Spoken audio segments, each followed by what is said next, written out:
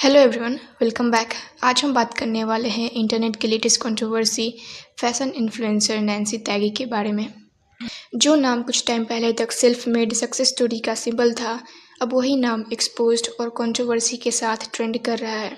और ऑनेस्टली इस स्टोरी में ट्विस्ट भी है, पब्लिक रिएक्शंस भी और एक बड़ा क्वेश्चन भी। क्या नैन्सी की इमेज रियल थी या थोड़ा सा ओवर हाइप्ड नैरेटिव? सबसे पहले थोड़ा कॉन्टेक्स्ट समझना ज़रूरी है।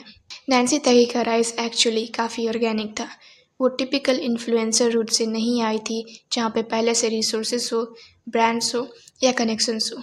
उन्होंने अपनी आइडेंटिटी बिल्ड की थी एक सिंपल कॉन्सेप्ट पर, खुद के कपड़े बनाना, स्टिच करना और रिक्रिएट करना सेलिब्रिटी लुक्स। और ये चीज़ ऑडियंस से कनेक्ट कर गई। लोगों को लगा कि ये एक रिलेटेबल स्टोरी है, एक ऐसी लड़की जो अपने रूम में बैठ के कपड़े बना रही है और धीरे धीरे उसका कंटेंट वायरल हो रहा हो।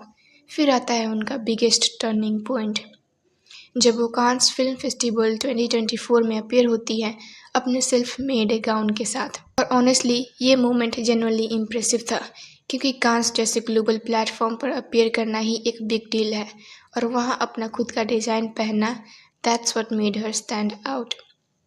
यहाँ तक स्टोरी ऑलमोस्ट परफेक्ट लग रही थी, एक क्लीन इंस्पायरिंग जर्नी। लेकिन प्रॉब्लम तब स्टार्ट होती है जब एक्सपेक्टेशंस बिल्ड हो जाती हैं, और नैन्सी के केस में एक्सपेक्टेशंस बहुत हाई हो चुकी थी। नेक्स्ट ईयर जब वो फिर से कांस में अपीयर हुई, इस बार एक डिफरेंट आउटफिट के साथ, तब इनिशियली सब नॉर्मल ही लग रहा था, लेकिन फिर धीरे धीरे डाउट्स आना स्टार्ट हुए।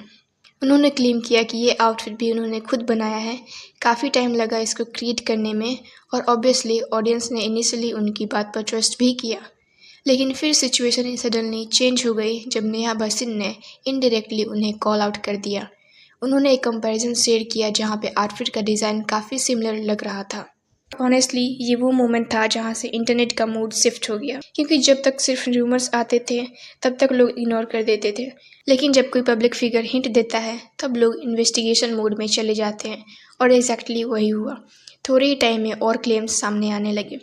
कुछ रिपोर्ट्स ने सजेस्ट किया कि आउटफिट का मेन पार्ट एक्चुअली खुद स्टिच नहीं किया गया था, बल्कि परचेज किया गया था। ये भी बोला गया कि हो सकता है कि कुछ एलिमेंट्स नैन्सी ने खुद ऐड किए हो, लेकिन जो पूरा नैरेटिव था कम्प्लीटली सेल्फ मेड, वो शायद एक्यूरेट नहीं था। और यहीं से प्रॉब्लम सीरियस हो गई, क्योंकि ये सिर्फ एक ड्रेस का इशू नहीं था, ये डायरेक्टली उनकी कोर आइडेंटिटी से लिंक था। नैन्सी का पूरा ब्रांड एक चीज़ पर बिल्ड था कि वो खुद डिज़ाइन करती है, खुद स्टिच करती है और वही प्रोसेस ऑडियंस को दिखाती है। अगर वही क्लेम डाउट में आ जाए तो नेचुरली ट्रस्ट भी सीक हो जाता है। और इंटरनेट का रिएक्शन भी प्रेडिक्टेबल था।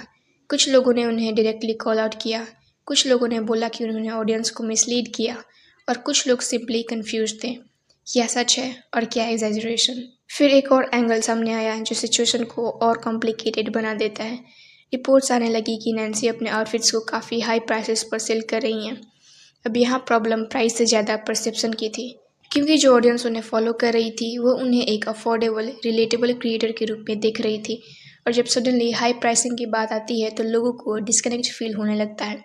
उन्हें लगता है कि जो इमेज दिखाई जा रही थी और जो रियलिटी है उसमें गैप है। और यहीं पर एक बड़ा क्वेश्चन आता है, क्या नैन्सी ने इंटेंशनली कुछ हाइड किया, या फिर ये एक केस है जहाँ नैरेटिव थोड़ा ओवर सिंप्लीफाई हो गया। क्योंकि ऑनेस्टली सोशल मीडिया पर एक चीज़ बहुत कॉमन है, स्टोरी टेलिंग। क्रिएटर्स अपनी जर्नी को एक सर्टेन वे में प्रेजेंट करते हैं। कभी कभी वो स्टोरी थोड़ी पॉलिश दिखती है, थोड़ी सिंप्लीफाइड भी होती है, और कभी कभी ऑडियंस उसको एग्जैक्टली वैसे ही एक्सेप्ट कर लेती है। लेकिन प्रॉब्लम तब होती है जब रियलिटी और नैरेटिव के बीच गैप विजिबल हो जाता है। नैन्सी के केस में भी कुछ लोग ये बोल रहे हैं कि शायद उन्होंने पूरा ट्रूथ क्लियरली कम्युनिकेट नहीं किया। कुछ लोग ये भी बोल रहे हैं कि इंटरनेट ओवर रिएक्ट कर रहा है, क्योंकि फैशन वर्ल्ड में इंस्पिरेशन लेना, मॉडिफाई करना और रिक्रिएट करना कोई न्यू चीज़ नहीं है। लेकिन फिर वही बात आती है, प्रेजेंटेशन मैटर्स। अगर आप क्लियरली बोलते हो कि ये इंस्पायर्ड पीस है या पार्सली सेल्फ मेड है तो रिएक्शन अलग होता। लेकिन अगर नैरेटिव कम्प्लीटली सेल्फ मेड हो और बाद में डाउट आए तो बैकलैश ऑलमोस्ट गारंटीड है। नैन्सी का केस नया नहीं है, ये एक पैटर्न है जो आजकल हर इन्फ्लुएंसर स्पेस में देखने मिलता है। पहले एक रिलेटेबल स्टोरी बिल्ड होती है, फिर सक्सेस आता है, फिर ब्रांडिंग स्ट्रॉन्ग होती है, और फिर एक पॉइंट पर ऑडियंस सडनली रियलाइज़ करती है कि चीज़ें उतनी सिंपल नहीं थी जितनी दिख रही थी, और तब रिएक्शन आता है डिसअपॉइंटमेंट का। लेकिन एक बैलेंस्ड पर्सपेक्टिव भी ज़रूरी है। ये भी पॉसिबल है कि नैन्सी ने कुछ चीज़ें जेन्युइनली खुद क्रिएट की हो। ये भी पॉसिबल है कि कम्युनिकेशन क्लियर नहीं था। और ये भी पॉसिबल है कि इंटरनेट ने सिचुएशन को थोड़ा एग्जैजरेट कर दिया हो, क्योंकि सोशल मीडिया पर हाफ इन्फॉर्मेशन भी फुल ट्रूथ बन जाती है विद इन मिनट्स। लेकिन एक चीज़ क्लियर है, इस कंट्रोवर्सी ने एक इम्पोर्टेंट डिस्कशन स्टार्ट किया है, ऑथेंटिसिटी वर्सेस इमेज बिल्डिंग। और ये सिर्फ एक क्रिएटर का इशू नहीं है, पूरे इन्फ्लुएंसर कल्चर का पार्ट है। आपका क्या ओपिनियन है? क्या आपको लगता है नैन्सी जेन्युइनली मिसअंडरस्टूड हुई हैं, या फिर ये क्लियरली एक इमेज वर्सेस रियलिटी का केस है? कमेंट करके ज़रूर बताएं। और अगर आपको ऐसा डिटेल्ड गॉसिप ब्रेकडाउन्स पसंद है तो लाइक, शेयर और सब्सक्राइब करना मत भूलना।